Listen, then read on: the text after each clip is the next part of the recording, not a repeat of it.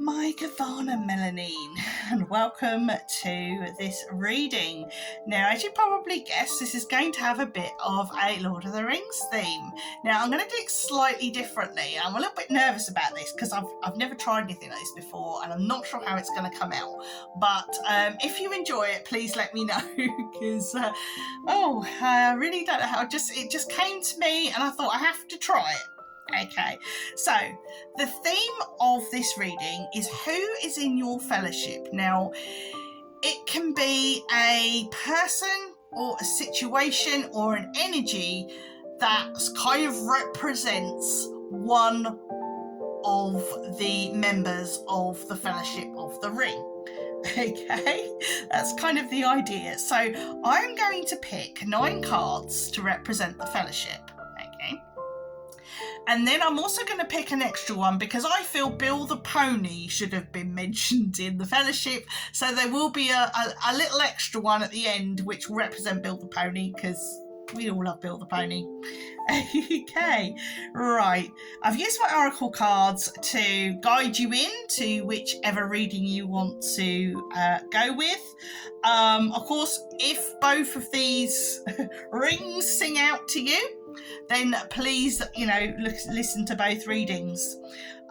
We have the 7 rings of the dwarves. So if you're a dwarf and you're feeling a little bit greedy, then perhaps you want to look at this, go into the 7 ring of the dwarf reading. And the other one is the Great Ring. So even head honcho business here, Sauron, the Lord of the Ring, which I find quite ironic when we're doing the Fellowship of the Ring here. And we're going to take these energies and we're going to see where we end up with our fellowship. Okay. So I shall give you a few moments to decide which of these cards or both you are going to go with, and I will see you at your reading in the timestamp.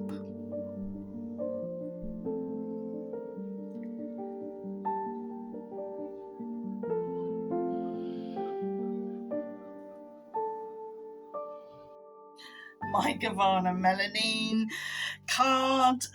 Welcome card 1. I've kind of had to start doing this again because my husband's trying to put my little one to bed and he's being a bit noisy, and I'm just worried it's going to pick up on the sound.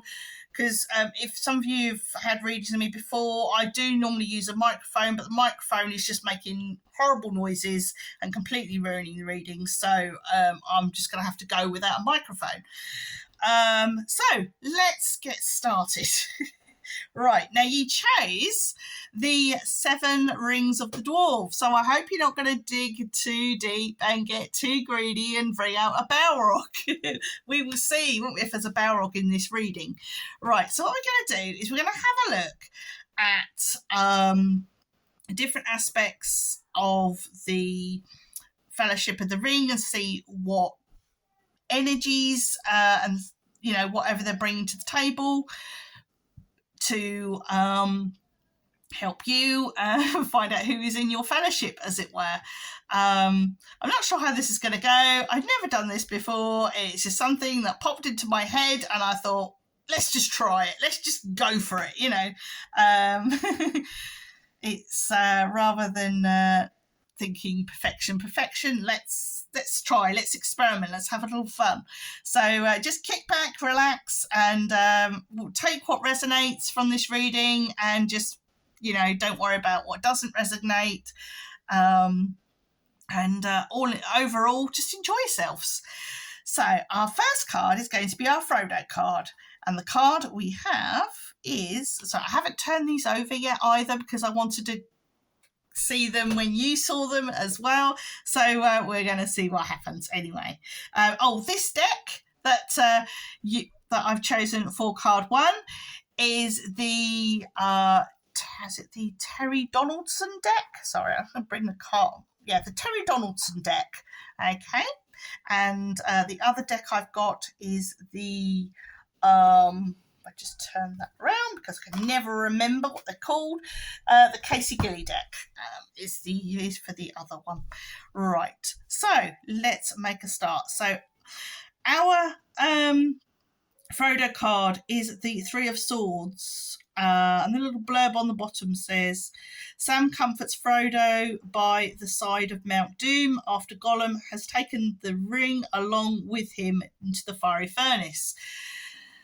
So what I'm getting off this is this takes place just after, just before the Eagles come, basically. You've got Frodo was about to put the ring in the furnace, and at the last minute he just couldn't do it. He wanted to claim the ring overcame him, and he wanted to he wanted to keep it.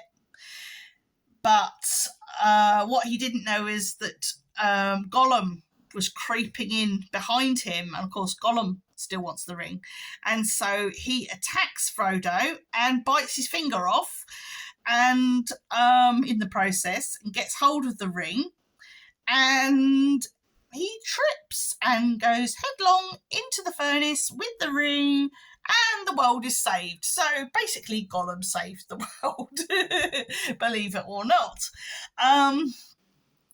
However, what I'm seeing here is that you've been working on something and it's got quite laborious, and I feel you're very, very close to the finish line. You're very, very close to achieving something, and yet you feel like you just want to give up. It's almost like a dark night of the soul, as it were, before the sunrise, before the dawn. But if you're not careful, then someone else is going to sneak in past you and take all the credit for all your hard work, and you really don't want that. So really, you've got to, trust your support of Sam, who we'll come to in a minute, and move forward, and don't give up, and just keep trudging towards that goal, because you are so close. And when you're that close, you don't want to give up and let someone else take all the credit for you and all your hard work. Okay, so let's have a look at our Sam. Now, this is interesting, isn't it? It is the Death card. And we have here, Gandalf confronts the Balrog. See, told you dug too deep. Now you brought the Balrog along, woke the Balrog. Gandalf confronts the Balrog and loses his life, but is to be reborn.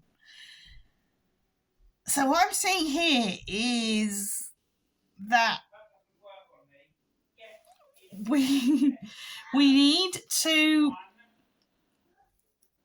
perhaps reinvent ourselves.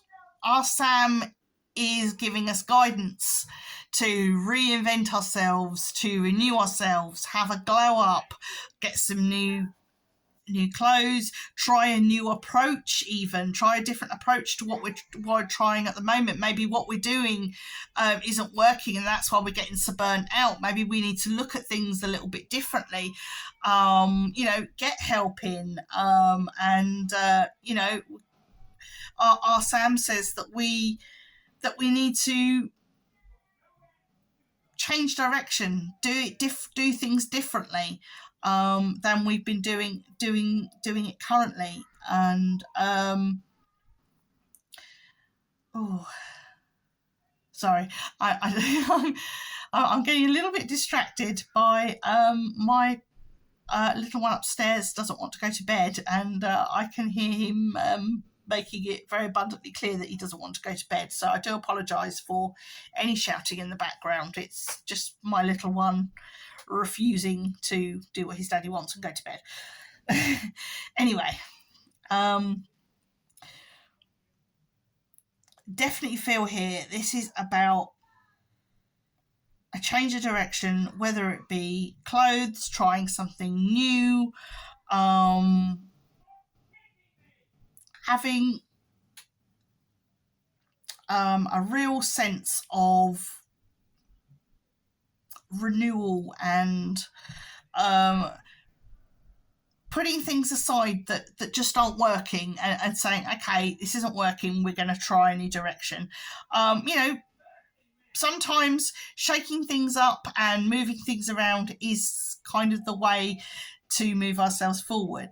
So now we're going to go through to Gandalf. We've got the Gandalf energy here, the wise wizard, the leader, supporter, counselor, Balrog killer, you name it, he does it.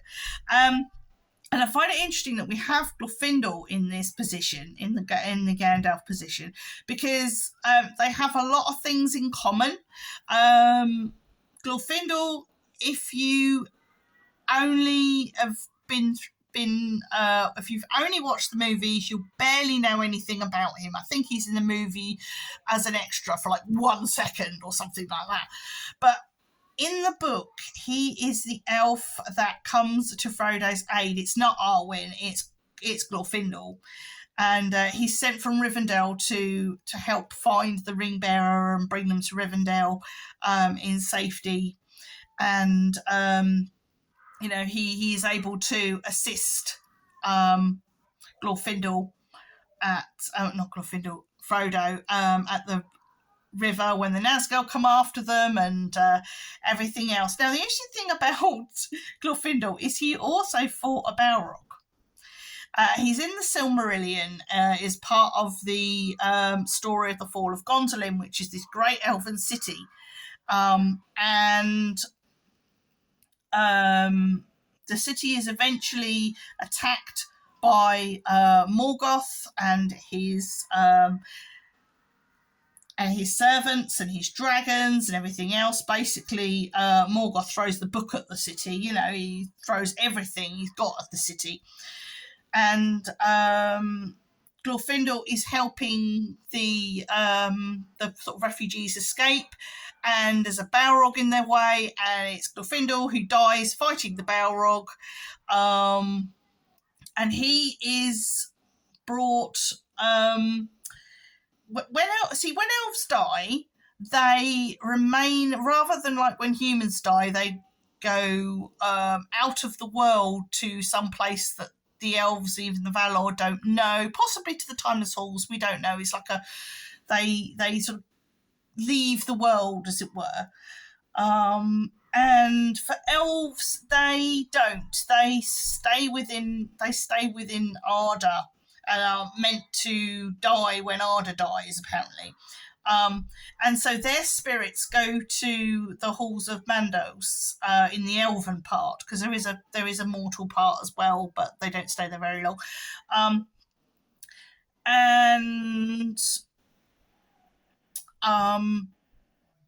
Eventually they're reborn into the elven bodies again.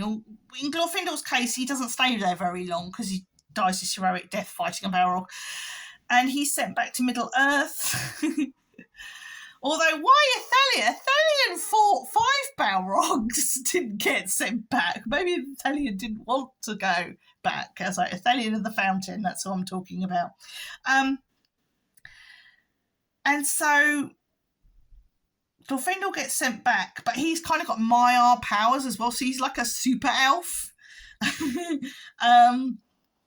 And so I find it interesting that he is in my Gandalf place, because they are very similar. Because obviously Gandalf is not really an old man; he is a Maiar spirit in the disguise of an old man. So I do find that very, very interesting that we have Glorfindel here, and it's this Glorfindel comes forward to meet the ring bearer on the road to Rivendell, which is what I explained, that he was coming to help Frodo.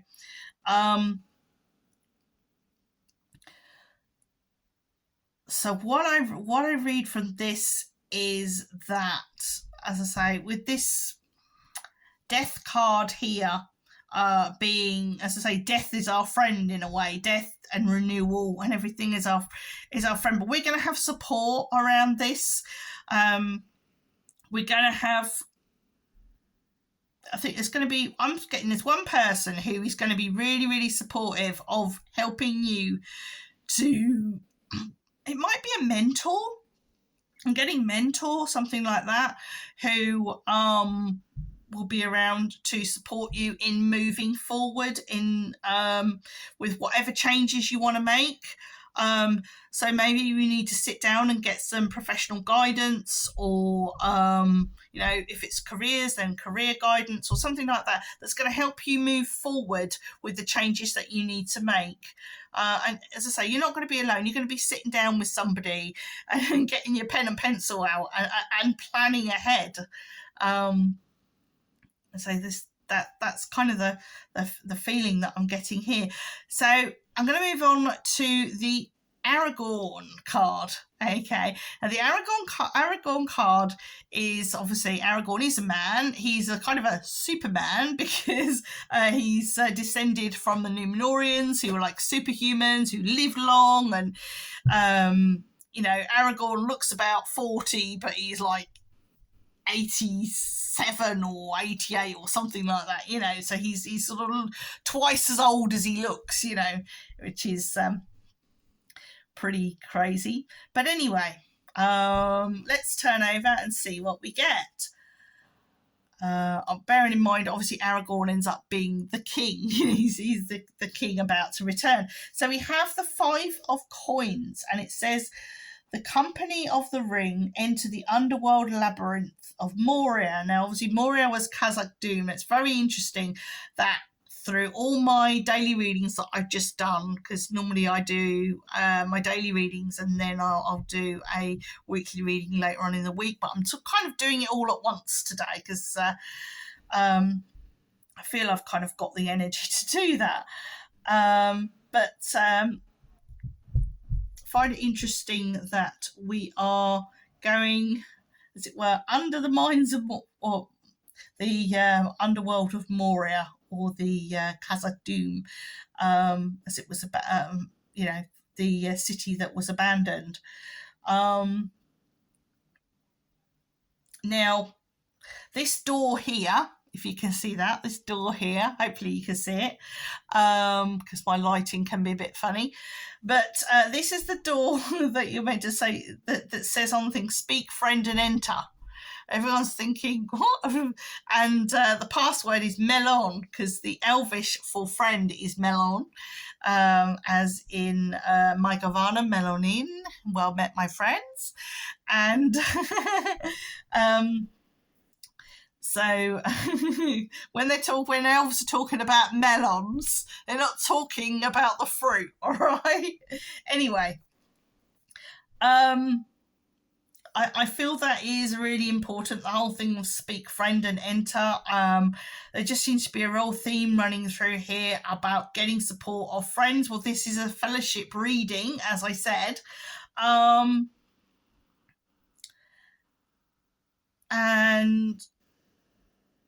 what I'm feeling here is that there's going to be, I want to say, a group of 5 people in total, a team of 5 people who each are going to have different jobs. One person that's going to be really close to you, like your deputy, as it were, or as a real sort of mentor. But then there's going to be 5 other people or 4 other people around you who are going to offer you moral support or physical support, or they're going to offer you support in different ways. But there'll be one particular person who, as I say, will mentor you and really push you forward. Ooh. Pardon me, I'm yawning. It means I'm on the right track. So, speak, friend, and enter. Don't be afraid, I feel, to ask for help from other people. People will help you. There are people out there who would, just when they say, if you need anything, let me know, they mean it. Okay, it's not a thing to say. They actually mean it. They actually will help you. So don't be afraid to ask. We're so taught that we need to do everything on our own, and that we shouldn't ask for help, when actually, really, we should ask for help. We should allow people in to help us if that's what we need. So yeah, that's kind of what Aragorn's energies say. Rely on your fellowship. And let them help you, let them support you. That's the energy that I'm getting here. Okay, so moving on, we have Boromir. Now, Boromir is I think he's misunderstood in a lot of ways. This guy was a brave, intelligent, highly trained warrior. He was tipped to be the next steward after his father. He was his father's favourite. He was brave, he was bold, but he had flaws. He wanted to use the ring as a weapon against the enemy, the way he saw it. He saw everything sort of military terms. And so that's where he kind of came undone, and the ring was able to sort of gain a hold on him. But it kind of like his fears, it played on his fears. And it made him feel that if he didn't get hold of the ring, then his city would be destroyed. And you see all these things working on him, and the ring basically played upon his weaknesses. And then when he realizes what he's done, when he tries to take the ring from Frodo and he fails, and he realizes what he's done, he wakes up to himself, and he's ashamed, but at the end of the day, he didn't run after Frodo or lie, or when he outright confesses, I went after the ring, I and he dies very heroically as well. He dies trying to protect Merry and Pippin from being carried away by the orcs. So he I think misunderstood rather than maligned, and I always find the end really beautiful for him when he's dying and he's saying he's failed, and Aragorn goes, no, you've conquered, and Minas Tirith will not fall, and that's the last thing you would have heard, and it's just like, oh, and then there's that funeral thing with them singing over the boat and letting him go over the waterfall so that the orcs can't desecrate his body, and it's just really moving, and it really gets you there. So Boromir's card is the Ace of Swords, interestingly enough. And the little blurb we have is the intervention of Gwaihir. The eagle represents a major breakthrough. Now, Gwaihir was the great eagle that comes to Gandalf's aid and rescues him from Orthanc, but that's not what he was going there for. He went there to bring news to Gandalf. He was asked to bring news by Radagast to Gandalf, and then finds him on top of the tower and obviously rescues him.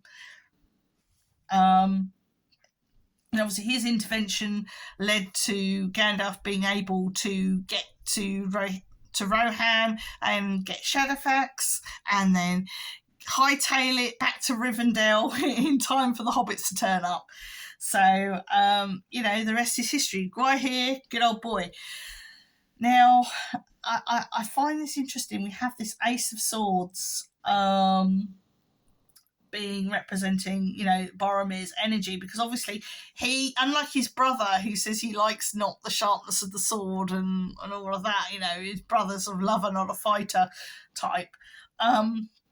Boromir was the warrior, so to have the sword up in triumph, he did triumph over his weakness in the end. So I think it's great that, we have his you have him represented by the Ace of Swords.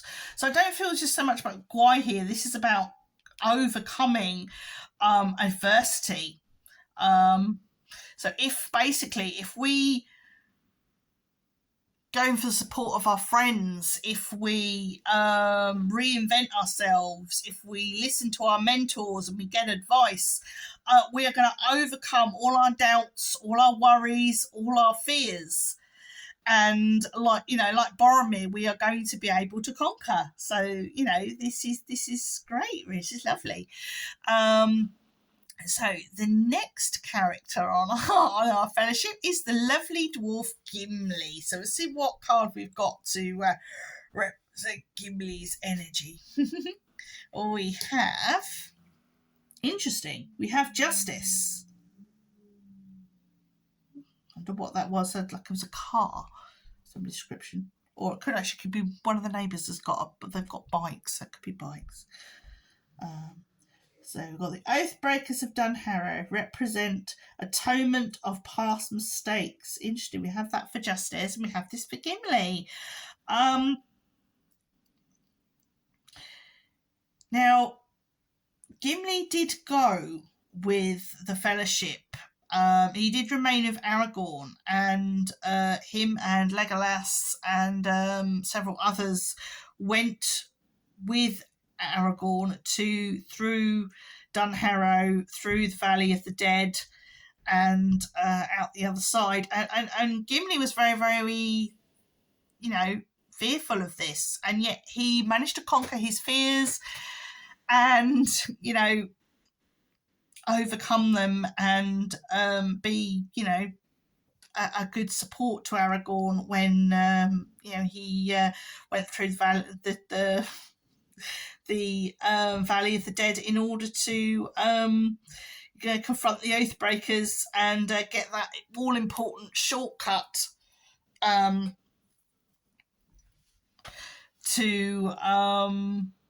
be able to fend off the Corsairs, because obviously the Dunharrow, the Oathbreakers of Dunharrow were able to scare the Corsairs off the ships, and that's how Aragorn was able to take them and sail all the way to Minas Tirith.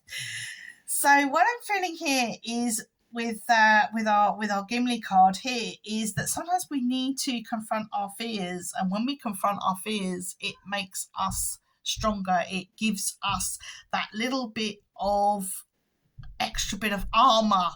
Dwarves are determined. Dwarves are strong, hardy creatures, and if we have that Gimli energy with us, we can face any fears, get hold of his axe, and conquer what we need to conquer. So I feel this is all sort of linking in with this idea of needing support and moving forward, and it's as I say, we begin by nearly feeling like we want to give up, but then our friends, the guidance, support and everything else helps us to move forward, and we get stronger. I feel we're getting stronger with each card, So our next card obviously is Legolas the Elf. What do we have to represent our elf energy here? We have the Two of Wands. Gandalf stands against Sauron and unites the free people against his evil powers. But the thing I think about when I look at the two wands is the bond of friendship that Gimli and Legolas make. Now, they are from two races that don't get along. They've got quite a history. I think if one of my daily readings, I talk about petty dwarves and these sort of grey and the green elves of hunting them down and to near extinction, and that does cause a bit of a rift with some dwarves and some elves over the millennia, but it's quite a profound. I think a lot of people misunderstand this friendship, and if they understood the background of where it stems from, this is two groups of people who essentially really dislike each other, and yet these two find common ground and they learn to see each other for people, not just you're an elf and you're a dwarf, and they learn that they are people. They learn that they're not judging each other by their race, they're judging each other by their souls and their hearts. And that is how we should judge everybody. We should judge a person not by the colour of their skin or their background or whatever. We should judge what's inside of them, because that's their true person, not what's on the outside. This body is just a meat sack. And I don't want to be judged by my meat sack. I want to be judged by who I am within, So I find that friendship, that bond, that overcoming prejudice is such an important thing, and so many people miss that because they're keen on making other, insinuations about that friendship. Anyway, let's move on. We have yeah, I got little notes. Right, we have Mary. There's our next character that I'm going to go the energy here. So we have the Four of Swords, and we've got Barrow-White's attack fails, and our companions can breathe more easily. So again, this is earlier on in the story of the Fellowship of the Ring, where the four hobbits were captured in the this isn't in the movie. They're captured by the Barrow-Whites after having their experience with Tom Bombadil in the Old Forest. They end up meeting, coming across these Barrow-Whites who capture them and want to sort of sacrifice them and everything. And Frodo is able to wake from the stupor he's in. Sorry, my cloth is moving a little bit. And he is able to summon Tom Bombadil to rescue them. And this is the point afterwards where they're sort of taking a bit of a rest, regrouping themselves, and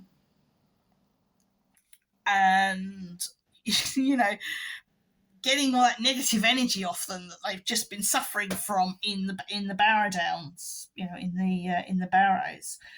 So I think what we're saying here is, once we've overcome all our fears, all our I can't take anymore, and we've got our support and everything else, we will need to take a bit of a rest and perhaps need to reevaluate things and see what we've learned from all of this.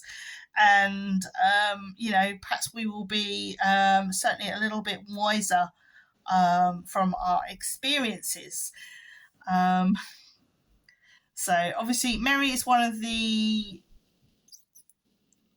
least experienced, although Pippin is the youngest. We're going to move on to him next, his energy next. Pippin is the next one. Sorry, I can hear everything going on upstairs. I hope it doesn't disturb your reading too much. And he's the youngest of the party. He's the youngest of the Fellowship. So we're going to turn the page and have a look at him. In the movies, they do tend to sort of join them more together, but in the book, they kind of have their own skills, and which is sort of they're both quite resourceful as well. And obviously that's because they're kind of like meant to be the sort of comedy element of it. That kind of gets a little bit lost in the movie, but it's not too much of a problem. But for our Pippin, we have the world. Now the world is normally is Middle Earth, where we live our lives. In the West, the Blessed Realm, because the Blessed Realm is where all the immortals live, and Middle Earth is where all the mortals live. And when the elves talk about going into the West, they're talking about going to live in Aman for the land of the immortals. And so what I feel this card represents. Obviously, Pippin was the youngest of the Fellowship, and he nearly didn't go. Elrond was in two minds as to whether to actually send him back to warn the others, but then, he agrees that Pippin and Merry can remain, go with the Fellowship. And it turns out all right in the end. But I kind of find it interesting that I think by the end of all of this trials and tribulations that we seem to be going through here, and it really does feel like a bit of a trek, that there will be a brand new chapter, and we will begin a new chapter much wiser and more secure in knowing what we're doing and knowing how to handle things, knowing how to deal with our mistakes, and we're going to learn a heck of a lot from this experience we are, that we've gone through, which is very interesting. So we're going to round it off with Bill the Pony. Let's see what Bill the Pony's card has got for us. And our final card is the Six of Swords, which we've got Bilbo and his dwarf friends. So this is a bit from The Hobbit. Bilbo and his dwarf friends used the barrels to escape from the elves, and they were escaping from the wood elves. And so I feel with this and the world, it is sort of, I want to say happy endings, that everything's going to work out. And especially with the four of swords, it's like sort of respite and turning a new corner. I really feel this is possibly what with the world and the Six of Swords. This kind of feels like a relocation of some description. Now this can either be heading off on a new career. I want to say heading off into the sunset almost. There is kind of a sunset feel about this. Heading off into the sunset, I'm getting. After all the things you've been working on, it's time to do something new. It's maybe we're changing career, maybe we're moving house, or even moving abroad. There just seems to be this let's go off into the sunset, which is nice. When you finish an adventure, you do need to go kind of off into the sunset, don't you? It's kind of the thing, isn't it? So and that brings me to the conclusion of this reading. I really hope you've enjoyed this as much as I have. I feel it went okay, and I hope you do too. As I say, this is the first time I've tried this, so if you want to give me some feedback as to whether you felt it worked for you, or if you got any suggestions how I could make this better, or if you just want to drop me a little like, give me a little subscribe, that would be lovely too. All that remains to be said, I think, is to take care of yourselves, and for those of you moving on to card 2, I will see you there, and if not, mind how you go. Take care of yourselves. Bye. Mae Govannen, Melanie. Right. Hello, card 2.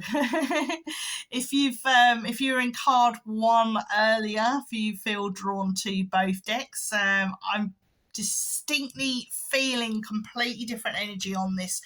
Whereas the previous deck felt really sluggish and really difficult to go through, I'm feeling a very different, really lovely vibe on this. A lot of the cards were bouncing out as well. So we'll see. We have the Great Ring, the one ring that caused all the problems, and this is the card that you have chosen, interestingly enough. So let's have a look and see what we have. Right. For each of these cards are going to basically represent an aspect of the Fellowship. So not necessarily the member of the Fellowship, but sort of the energy around it. Maybe a bit of their lore might come into the reading. It's looking at it from their sort of aspect or their energy, as it were. Okay. And the last one, because obviously there are 9 cards here for 9 members of the Fellowship, but there's a 10th one. That 10th one is representing Bill the Pony, because I didn't want him left out. So he's my wild card here. So let's get cracking. All right. And the Frodo card I have is the 7 of Cups. Interesting. Now, I'm instantly getting the bit in the Prancing Pony in the Fellowship of the Ring where Frodo and the other hobbits are enjoying a little bit of respite in the Prancing Pony in Bree. But they are kind of making a bit of a, they're supposed to be travelling incognito, so it's not attracting attention to themselves, but then they go into the public common room and basically attract a little bit too much attention to themselves. And so what I'm feeling from this card is that maybe we have been not saying making too much noise, but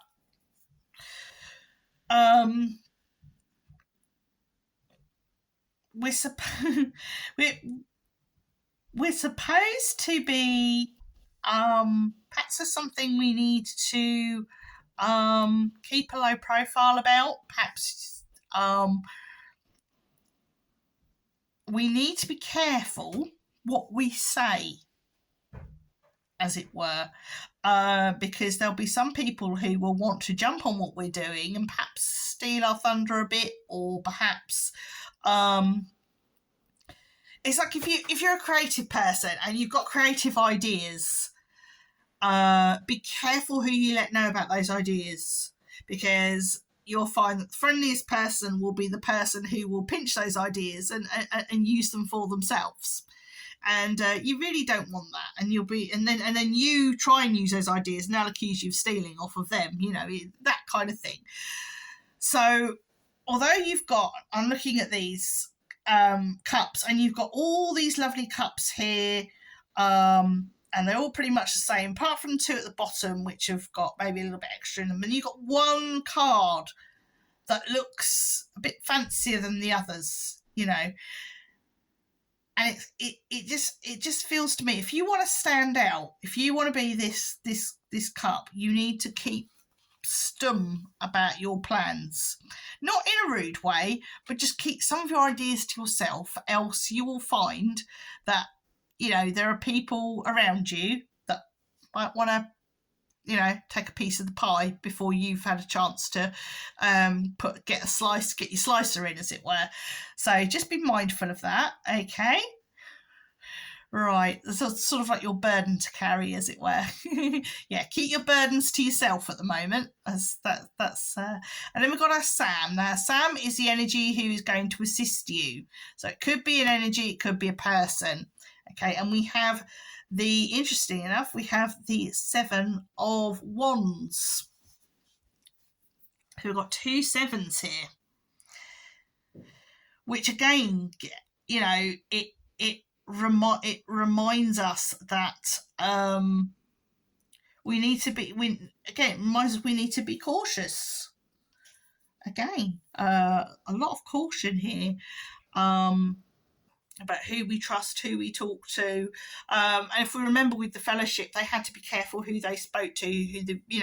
Gandalf warns Frodo, there are spies around, and people people listening out and everything else. And if you remember that Sam was listening, although Sam was a loyal friend, he was spying on his master. He was spying on Frodo, and he was listening in, cutting their grass around the window, while he was listening to Gandalf and Frodo having their private conversation. So please, please, please be very, very careful what energies and what you say and what your ideas are and who you're sharing them with. Okay, all right.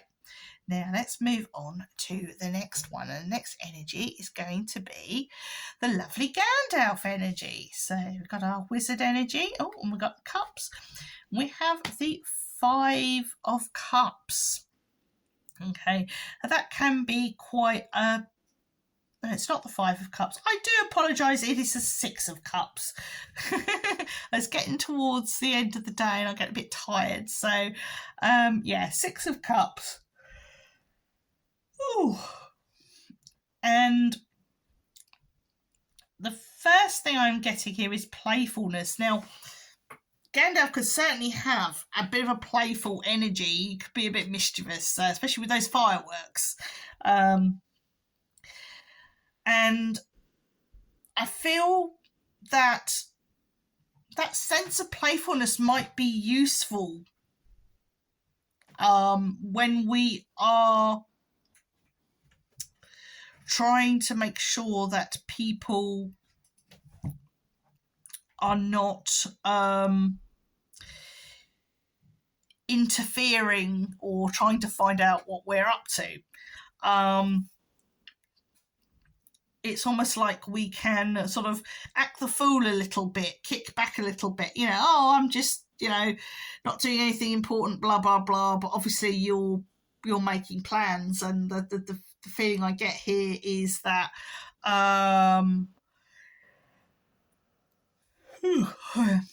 again, it's sort of act one way, act like you're not really, there's nothing to see here, but in the background you're actually working on some pretty exciting and important stuff, and you may burst in to tell everybody all your ideas, but don't, because you're just going to ruin it for yourself.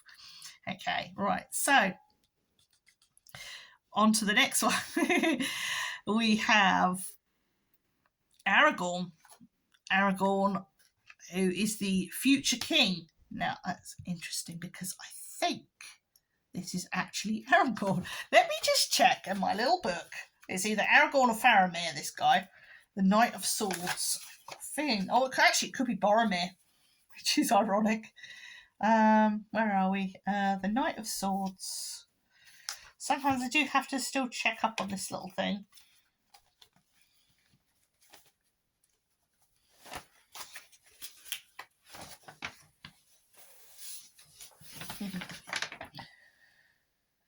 It's Boromir, which is funny because it's got Boromir next. It would be funny if you have Aragorn and Boromir and Aragorn. But anyway, yeah, so we have Boromir. Now, Boromir makes this long journey. I think it's like 110 days. It really takes a long way round to Rivendell. And he loses his horse on the way. I think he loses his horse at Tharbad. Now, Tharbad is a city it was a city, and then and it had this renown for its bridge, and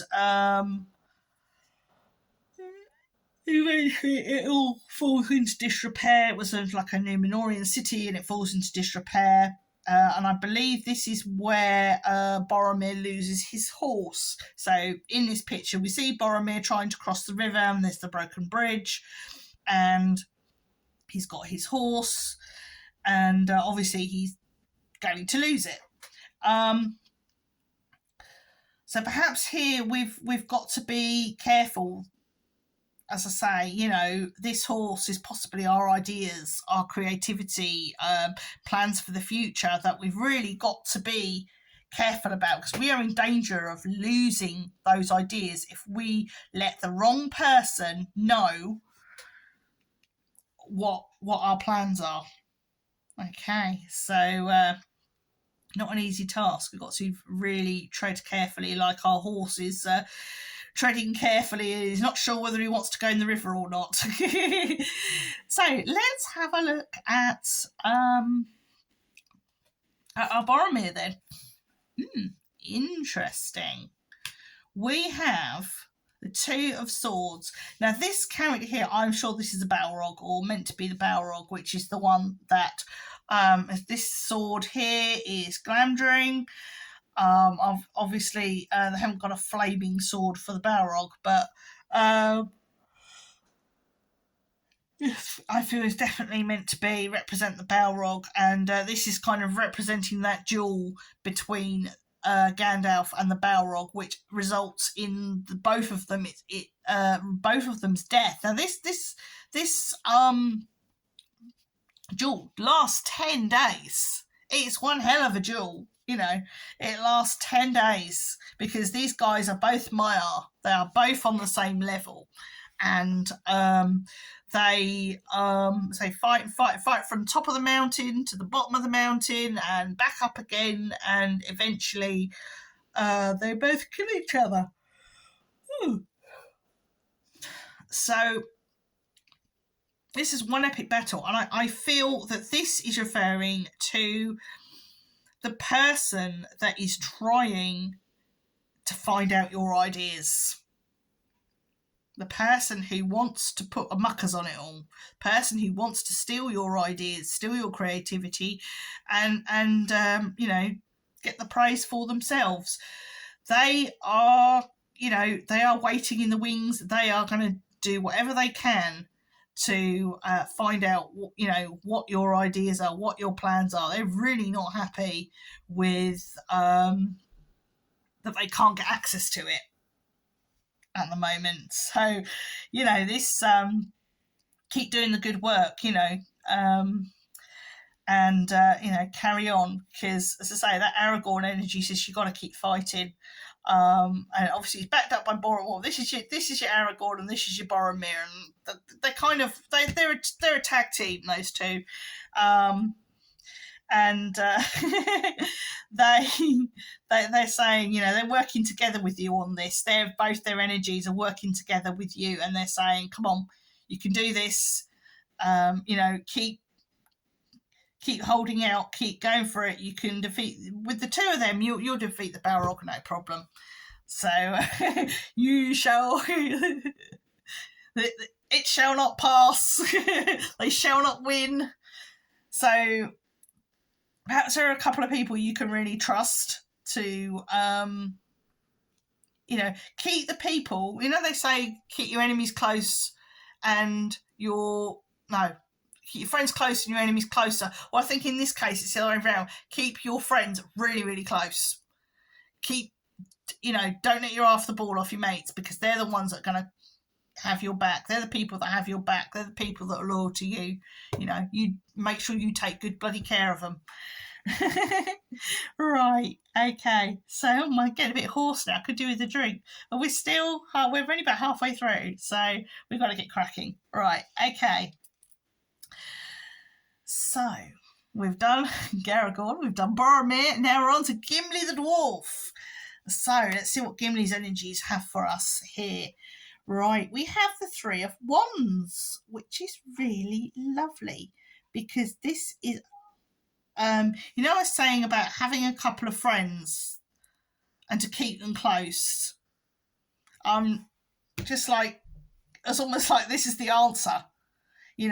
There's a couple of friends who are really, really supportive in what you're doing, and you really need to keep them absolutely close to you.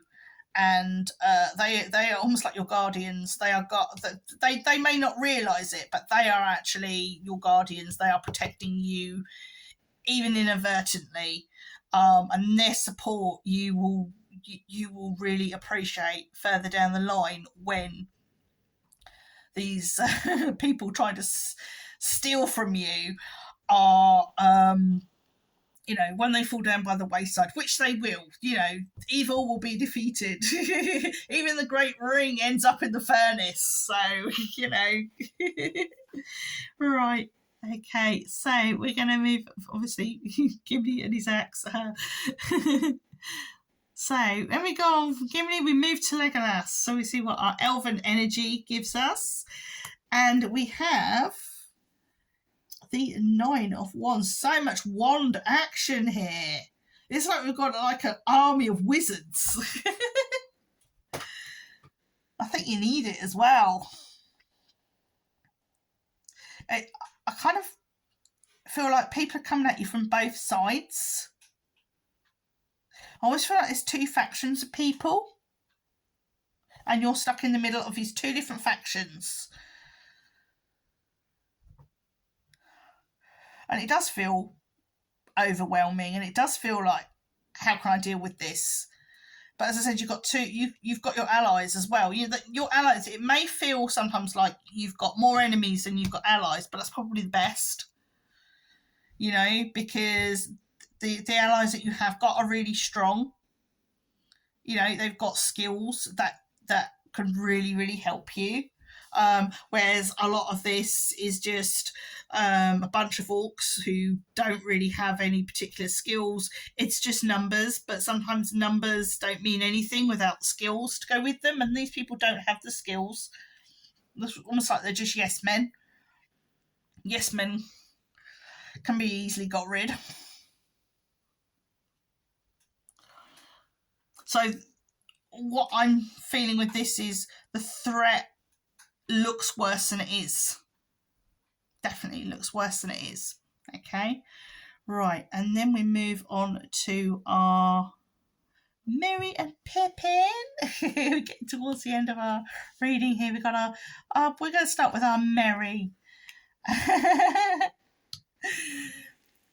Don't be too worried by this. This is the devil. Okay, we've got the Witch King as the devil surrounded by a few orcs. Okay. Now, if you remember rightly, it's going to make you laugh now. Wasn't it Merry that helped Eowyn to kill the Witch King? Because Merry had his little sword, didn't he? His little dagger. And he stabbed the Witch King. And, of course, it was an enchanted dagger that was designed to work against the Witch King and his ilk. And, so the seemingly little person who, again, it's this tag team. I'm getting you've got your Merry, but you've also got your Eowyn with Merry, and the two of them are going to take somebody quite big down together, and they're going to take somebody down for you. But I'm kind of getting I'm getting the sort of Eowyn Merry vibes here. Because his days are numbered. This Witch King, his days are numbered, and he's going to be. But I don't think you're going to take them down. I think it's going to be your allies that are going to take them down. Right. So let's have a look at Pippin. Woo! Pippin, fun. We've got the 8 of Cups. Now we do know that Pippin likes to have fun and good food, good drink, good pipe weed. We know he loves all of that, and he's the youngest as well. He's the youngest of the Fellowship, and he's the youngest of the hobbits. But he's no less brave. We know that because he becomes a Knight of Gondor. So he's no less brave, and he goes to the Black Gate with the rest of the Fellowship while Merry's recovering in the Houses of Healing, because he doesn't want to miss out. He says, well, Merry did his bit, I want to do my bit. So, he's no less courageous. And I kind of perhaps say the energy I'm getting from Pippin would be that he's ready to join the fight. He wants to do his bit, however small, whatever he's asked to do. He will do it. That's the energy I'm getting. He will do his little bit. Okay, so you got a great team around you. You got someone that wants to steal your thunder. Somebody wants to have what you've got, and their days are numbered. Their days definitely numbered. They're going to be overcome, just like the ring. This ring was overcome in the end. So we have our little bonus, a little wild card, our little Bill the Pony here, and we'll see what Bill the Pony's energy is. Right, okay. Right, we've got the 3 of Swords, but I don't feel this is negative, or it's not negative for you. I feel we've got our two. We talked about having these two camps, these two enemies. So whoever their leaders are, I kind of feel, because this is Glamdring here, I kind of feel it's like, this is Gandalf's weapon. It was also, I believe, it was,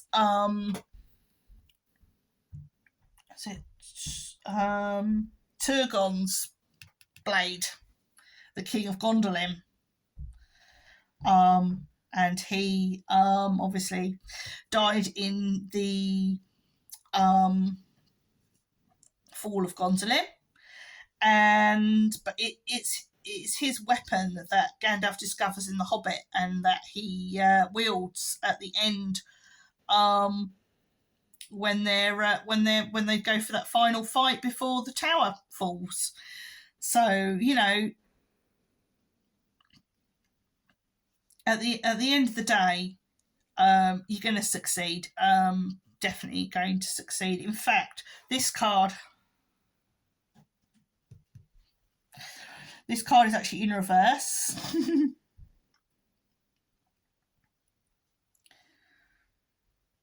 And I think that's really important. This because normally when it's up this way, it kind of can be heartache and everything else. Whereas I feel this has been upturned, and it's almost like the heart is being healed. All the hurt, all the upset is just going, and you're going to be like, what am I going to do with myself? I've spent years worrying about this and worrying about that, and now it's over, and it's going to feel like a whole new life. It's going to be exciting and scary all at the same time. And good luck to you, because you deserve it. So, I've loved the end of this. This is beautiful. So, all that remains to be said is I hope you've really enjoyed this. Give me some feedback. Let me know how you feel it went, whether you feel this worked at all. I've enjoyed doing it. I don't mind doing something similar again. I think,